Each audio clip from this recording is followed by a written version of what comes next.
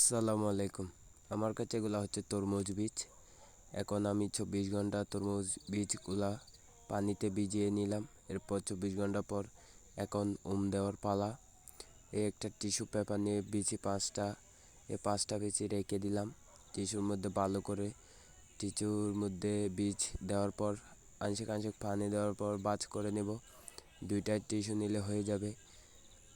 এরপর যেহেতু তরমুজ এখন চলে প্রচুর শীতকাল, যার কারণে বীজ মাটিতে রোপণ করলে সরাসরি বীজগুলা সহজে বের হয় না। এরপর প্রায় অনেকগুলা বীজই নষ্ট হয়ে যায়।